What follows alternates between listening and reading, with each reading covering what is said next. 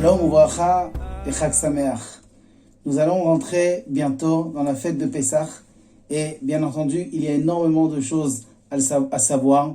On va essayer de parler un peu de tout, ce qui va être très difficile en un temps record de 10 minutes, un quart d'heure. Mais Bezrat Hashem, on va faire ce qu'on peut. Déjà, il faut savoir on est rentré dans le mois de Nissan. Depuis Rosh Chodesh Nissan, c'est-à-dire à peu près il y a 2 semaines, on avait une bracha spéciale qui est une fois par an, la bracha sur les arbres, Birkat Hailanot. On fait cette bracha quand on voit 2 arbres fruitiers où les fleurs sont sorties. On voit les fleurs, tant que les fruits ne sont pas encore sortis, on peut faire cette fameuse bracha de Birkat Hailanot.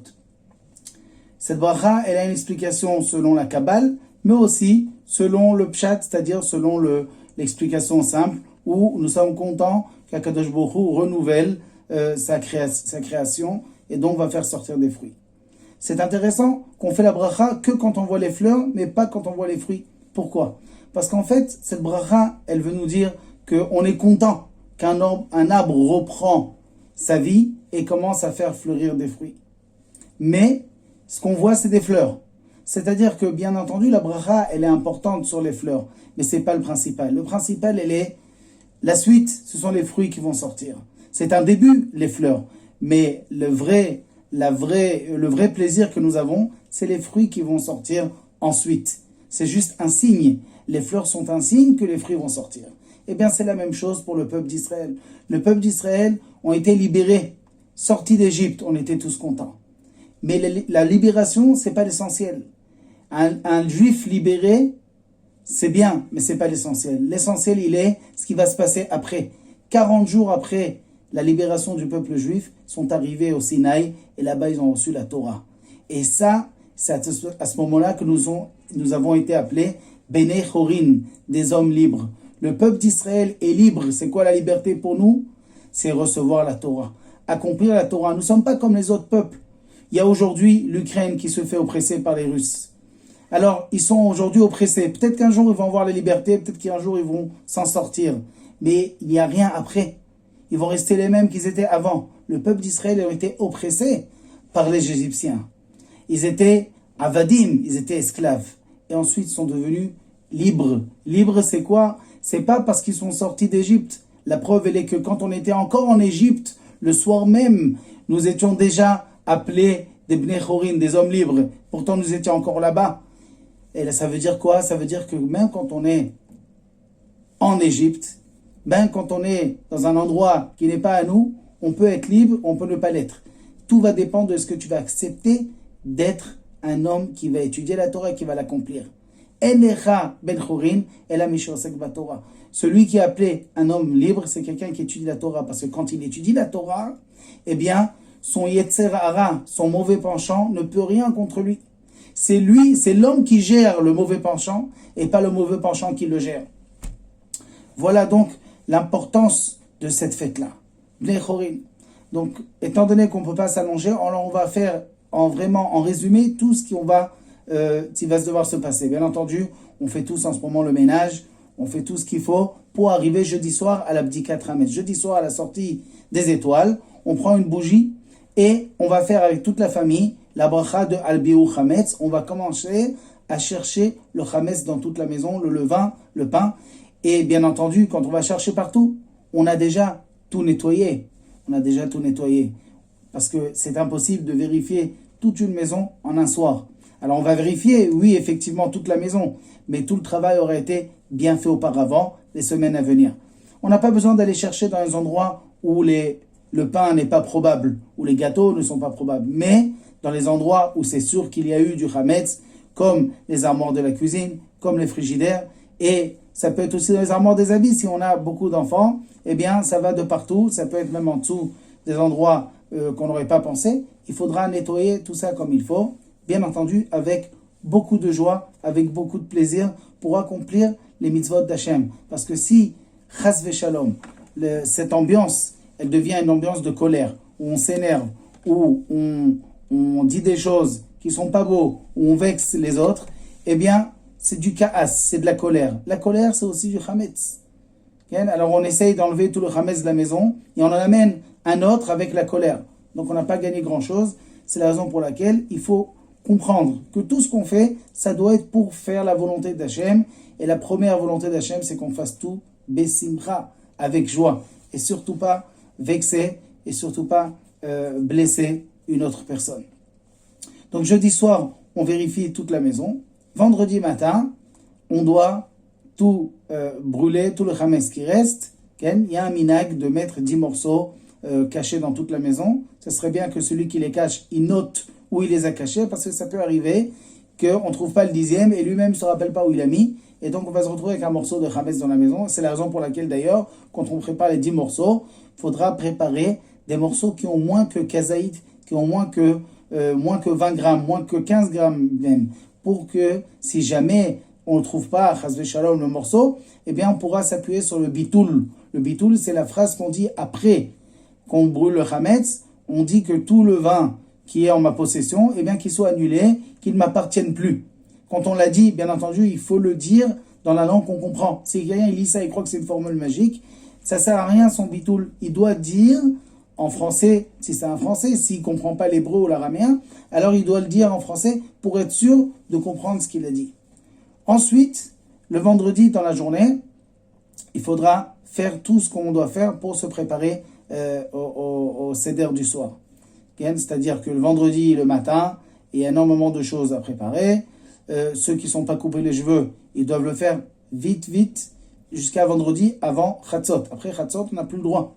On n'a plus le droit de faire de travail du tout. Et donc, on doit tous se préparer avant Chatzot. Après Chatzot, vendredi après le midi, eh bien, on doit veiller à ce que la maison elle soit toute rangée. La table, elle doit déjà être préparée. Préparer les matzot, le maror et tout ce qui vient dans le seder. On va en parler Bezrat Hashem. Et ça serait bien aussi d'aller se reposer pour ne pas être fatigué le soir du seder, étant donné que c'est l'heure d'été, donc ça va commencer tard. Si jamais on est fatigué, on aura travaillé tellement tout ce temps-là pour arriver au soir le plus important de l'année, et tout le monde va s'endormir à table, en plus qu'on doit boire 4 verres de vin pour nous aider à bien s'endormir. Si jamais on ne s'est pas bien préparé, on ne s'est pas reposé, on va rater la plus belle soirée de l'année. Pourquoi je dis la plus belle soirée de l'année? Parce que cette soirée-là, il y a une mitzvah de la Torah. Il y a une mitzvah de la Torah de Veigata Lebincha, c'est-à-dire je vais raconter à mes enfants qui je suis et d'où je viens, mes origines. On va raconter à nos enfants, on va leur rentrer la émouna, la croyance en Dieu. Expliquer qui est Dieu, qui étaient mes pères, Avraham, Yitzhak et Yaakov, où on était, pourquoi Dieu nous a fait sortir d'Égypte, où il nous a amenés ensuite, et qu'est-ce qu'on attend aujourd'hui. Tout ça, c'est à faire rentrer en une soirée dans le cœur de nos enfants. C'est-à-dire que les acteurs principaux de ce soir, ce sont tous les enfants qui ont moins que bar mitzvah, c'est-à-dire moins que 13 ans pour un garçon, moins que 12 ans pour une fille, jusqu'à l'âge de l'éducation, c'est-à-dire en vérité, à peu près entre l'âge de 6 ans et 13 ans. Ce sont les enfants qui doivent être mis au milieu de la table, et non pas les adultes et les enfants de côté. Non, ce soir, c'est un soir pour les enfants. Ce soir, c'est un soir où on va raconter tout ce qui s'est passé à nos parents. On va raconter à nos enfants qui nous sommes. Et vous savez ce qui a marqué dans le Zohar. Dans le livre du Zohar, il est écrit que ce soir-là, les malachim, les anges, descendent. Le ciel s'ouvre et ils descendent pour écouter l'histoire de chaque maison, chaque parent, comment ils expliquent à leurs enfants ces choses-là.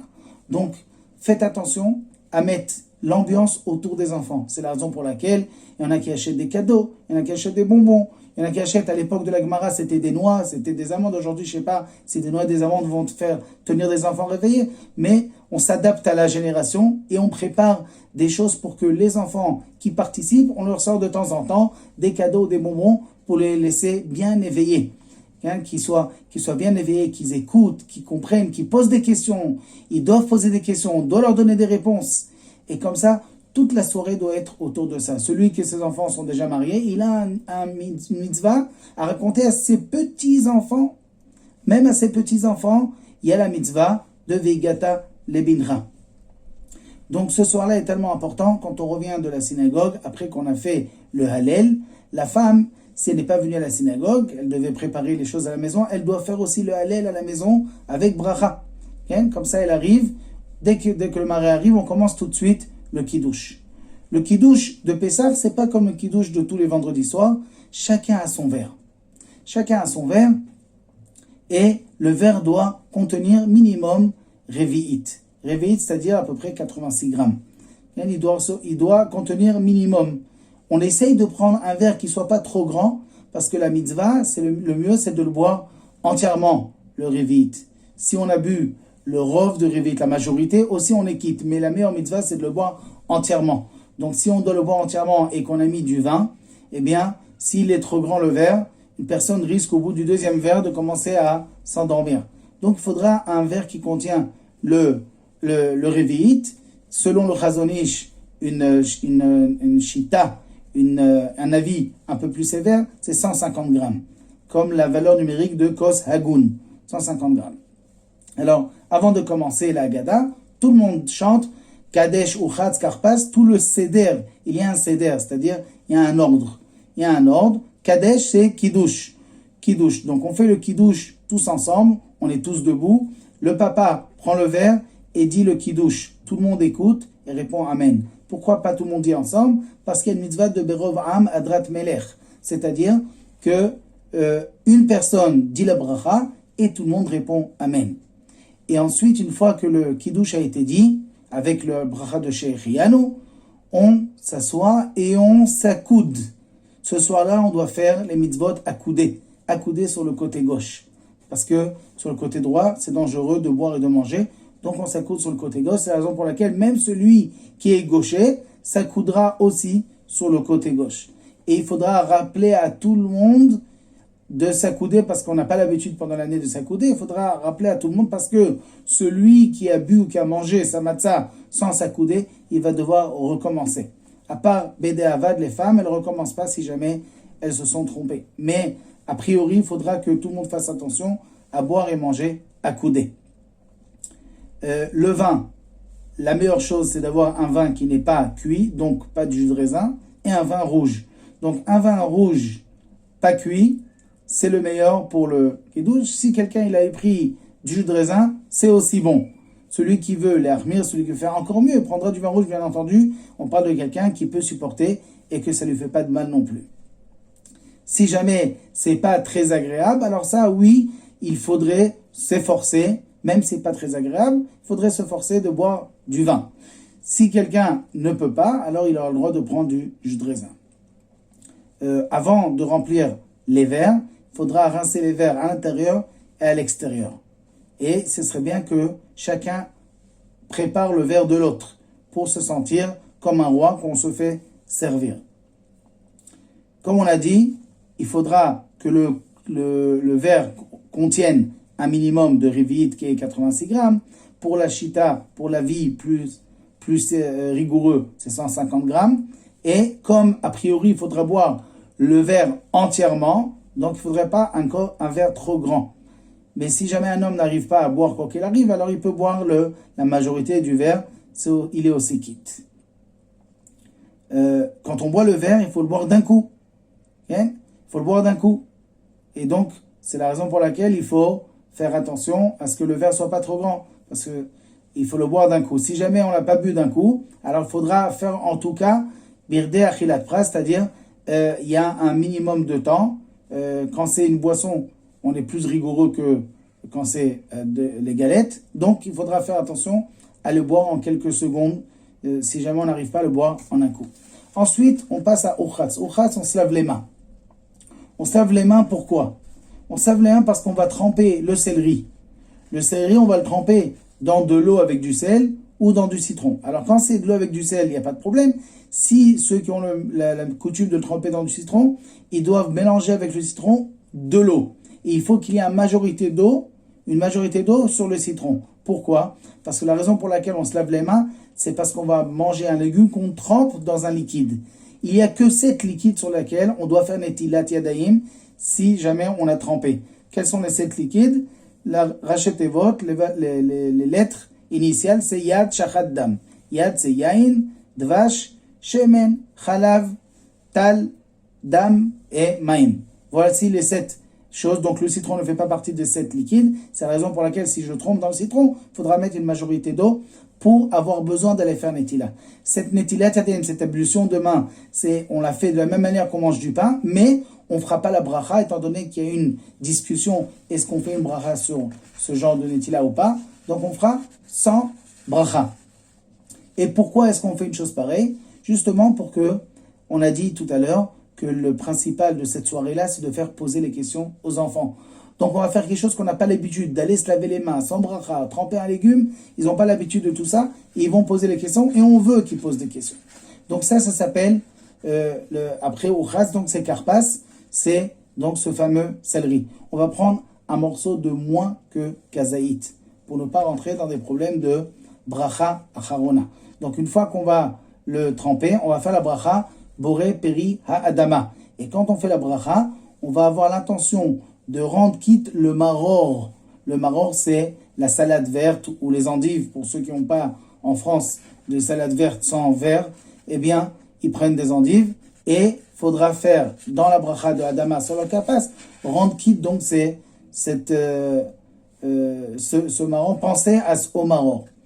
En tout cas, il y a une ségoula, c'est marqué dans la Gemara, dans le traité de Ktubot, la page 61, qu'une femme qui est enceinte, qui mange donc ce karpas, ce céleri, eh bien, ça fait en sorte que l'enfant, il va sortir beau, un bel enfant. Donc, bien entendu, c'est, quoi qu'il arrive, c'est la mitzvah. En plus de ça, on gagne d'avoir un bel enfant. La bracha de Adama, comme on a dit, il vaut mieux qu'il y en a un qui fait la bracha pour tout le monde. Pour le karpas, il n'y a pas besoin de s'accouder. En tout cas, quand on prend le karpas, il faudra ne pas prendre celui, si on a pris celui de la kehara, du plateau, il faudra en laisser. Parce que jusqu'à la mitzvah de matzah, il faut que le plateau, avec toutes les choses qui doivent être posées à l'intérieur, doivent être toujours plein. Donc on ne finit pas le karpas, on ne finit pas le céleri qui se trouve dans le plateau. Ensuite, on passe à yachatz. Yachatz, c'est, avant de lire la Megillah, la Haggadah, eh bien, il y a 3 matzot qu'on a posées dans le plateau. On prend la matzah du milieu et on la coupe en 2. Le petit morceau des 2, on le remet entre les 2 matzot et le grand, on va le cacher. Pourquoi est-ce qu'on le coupe? Parce qu'on va dire, Alachma Ania, voici le pain des pauvres. Les pauvres n'ont pas un pain entier, donc on le coupe. Il y en a qui disent, parce que comme ça, les enfants vont poser la question. Pourquoi on coupe et on ne mange pas? Normalement, quand on coupe, on mange. Et donc, on va cacher la grande, qu'on va la manger plus tard, qu'on appelle ça la fikoman. Ensuite, magid. Magid, c'est, on va dire la Haggadah. Alors, là, à ce moment-là, on lève la kehara. Kehara, c'est donc le plateau avec toutes les choses qui est à l'intérieur, les matzot, le maror, la charoset, et tout ce qu'il faut. Et on la fait tourner autour de la tête de toute la famille. Et on chante Alachma Ania. Il y en a qui chantent Bibilou Yatzanu Mimitzraim. Et ensuite, une fois qu'on a fait ça, avant de commencer la Haggadah, on enlève ce plateau-là, on l'enlève de la table. Pourquoi? Encore une fois, pour que les enfants posent la question, qu'est-ce qui se passe? On n'a pas encore mangé, on enlève tout ce qu'il y a à manger. Et là, c'est encore une fois éveiller les enfants à poser des questions. S'il y a des gens qui lisent rapidement et il y en a qui n'arrivent pas à lire, eh bien, oui, on peut écouter attentivement et être quitte sans lire, en essayant de suivre au maximum. En tout cas, il faudra faire participer tout le monde pour que tout le monde ait un résumé au moins de cette Haggadah. Et avant de continuer, on verse un deuxième verre. Encore une fois, pour que les enfants posent la question, c'est quoi cette histoire? Normalement, après Kiddush, on mange. Là, on a bu un verre, on sert un deuxième verre, on n'a pas encore mangé. Et donc, la Haggadah va se dire sur le verre. Après que les questions ont été posées, on ramène le plateau et on doit faire la Haggadah avec beaucoup de joie, avec beaucoup d'entrain. On ne doit pas s'en débarrasser. Comme je vous l'ai dit tout à l'heure, les malachim viennent écouter. C'est un soir extraordinaire. On reçoit ce soir-là une dose de émouna, de croyance en Dieu énorme. Et de cette dose-là, on doit s'en servir pour l'année. Donc, on doit faire notre maximum pour rentrer dans l'histoire, se sentir sortir d'Égypte. À ce moment-là, on doit raconter aux enfants toute la sortie d'Égypte, vraiment comme si qu'on y était. On peut raconter l'histoire de Terach, le père d'Abraham, quand Abraham, on l'a forcé avec Nimrod à se prosterner et qu'il n'a pas accepté, qu'on l'a jeté dans le feu. Et toutes les plaies, les 10 plaies, raconter chacune en détail comment ça s'est passé. Les enfants vont écouter avec les yeux grands ouverts. Ils vont voir, ils vont sentir ce qui s'est passé vraiment à nos pères. C'est pas une histoire lointaine qui n'existe pas. On doit sentir comme si qu'on est sorti nous-mêmes d'Égypte. Donc on doit surtout pas faire d'arrêt, on doit raconter la Haggadah sans s'arrêter. Et les matzot vont être découvertes à chaque fois qu'on parle de la Haggadah, et dès qu'on doit prendre le verre, on couvre les matzot. Et à un moment, on va dire les makot, les plaies que les paro et les Égyptiens ont reçues, Dam, Tzfardea, Kenim, et on dit aussi Dam, Vaesh, Vetimrot, Ashan, et Detzach, Adash, Be'achav, 16 fois, on va dire toutes ces malédictions qu'ils ont reçues. À ce moment-là, le père de la famille prend son verre qui est rempli, et avec un seau à côté, il renverse à chaque fois Dam, Tzfardea, ou Datzach, Adash, Be'achav, 16 fois où il va renverser tout son verre dans ce seau qu'on va jeter. Et ensuite, il va remplir, lui, un autre verre pour continuer la Haggadah. Ensuite, quand on arrive au Mahor, on prend le Mahor et on dit Mahor ze shanu ochlim. On le prend dans la main parce qu'on aime cette mitzvah. On prend la matzah aussi, matzah ze shanu ochlim. Par contre, quand on va dire Pessah, c'est le zroa, c'est le pied du keves, du mouton qui se trouve aussi dans le plateau. Ce morceau-là, on ne va pas le prendre étant donné que ça représente le Korban Pessah. Si on le prend dans la main, c'est comme si on dit que c'est le Korban Pessah, c'est le sacrifice qu'on a amené à Pessah, et donc il sera kadosh, il sera saint, on n'aura pas le droit de le manger. Donc, parce que nous ne sommes pas kadosh. Donc c'est la raison pour laquelle on ne le prend pas dans la main. D'ailleurs, si on veut le manger ce soir-là, on peut le manger seulement si on l'a cuit, mais si on l'a grillé, comme on le faisait à l'époque du Beit HaMikdash, on n'aura pas le droit de le manger ce soir-là, et que le lendemain, on pourra le manger. Ensuite de ça, on dit le Hallel avec la bracha. On essaiera de finir cette bracha avant Chatzot et on pourra boire. Après qu'on aura fait tout cela, on fait Rortza, on se lave les mains. Bezrat Hashem, on fera un deuxième cours pour la suite de la Haggadah. Chag Sameach.